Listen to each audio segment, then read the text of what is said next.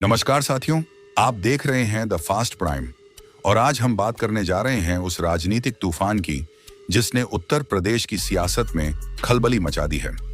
सवाल बड़ा है, क्या योगी आदित्यनाथ से छिनने वाली है मुख्यमंत्री की कुर्सी? क्या बीजेपी के भीतर मठ बनाम सरकार की खामोश लड़ाई अपने अंतिम मोड़ पर है? और क्या अब योगी की वापसी होगी मठ में, जहां से उन्होंने अपनी राजनीतिक यात्रा शुरू की थी? सुनने में यह सब हैरान करने वाला लगता है, लेकिन आज हम आपको एक एक तथ्य, एक एक इशारा और राजनीतिक घटनाक्रम से जोड़कर इस पूरे सियासी ड्रामे की असली तस्वीर दिखाएंगे। चलिए शुरुआत करते हैं। योगी आदित्यनाथ, जो आज भारत के सबसे चर्चित और ताकतवर मुख्यमंत्रियों में से एक हैं, उनका राजनीतिक सफर किसी फिल्मी कहानी से कम नहीं रहा। 2017 में जब उन्होंने यूपी की सत्ता संभाली, तब किसी को भरोसा नहीं था कि ये भगवाधारी महंत इतने मजबूत प्रशासक बन सकते हैं। उन्होंने अपराधियों के खिलाफ एक्शन लिया, माफिया राज पर शिकंजा कसा और हिंदुत्व की राजनीति को नए स्तर पर पहुंचाया। उनके नाम से चुनाव जीते जाते हैं, लेकिन सवाल यह है, क्या बीजेपी के अंदर कुछ ऐसा है जो उन्हें कमजोर करने की कोशिश कर रहा है? सूत्र बताते हैं कि बीजेपी के कई बड़े नेताओं को योगी की स्वतंत्र कार्यशैली पसंद नहीं आ रही।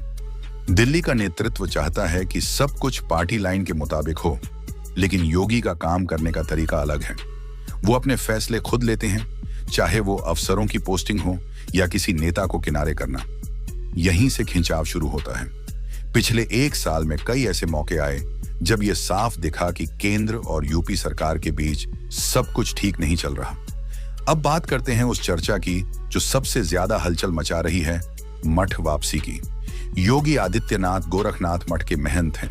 राजनीति में आने से पहले उनका सारा जीवन मठ में ही बीता था और अब खबरें आ रही हैं कि वो दोबारा अपने आध्यात्मिक जीवन की ओर लौटना चाहते हैं, क्योंकि जो लड़ाई अब है वो सीधी है, राजनीतिक आदेश और निजी विचारधारा के बीच। कुछ रिपोर्ट्स में यह दावा किया गया है कि योगी आदित्यनाथ अगर खुद को साइडलाइन होता देखेंगे तो वह खुद मुख्यमंत्री पद से इस्तीफा दे सकते हैं और मठ में वापस लौट सकते हैं। गोरखपुर में हाल ही में हुए एक धार्मिक आयोजन में योगी की उपस्थिति, उनका गंभीर भाषण और दिल्ली की चुप्पी, यह सब कुछ बड़ा संकेत दे रहा है। पर यह सिर्फ सत्ता की लड़ाई नहीं है, यह जनता की भावना से जुड़ा मसला है। सवाल यह है कि अगर योगी हटते हैं तो बीजेपी यूपी में क्या खोएगी?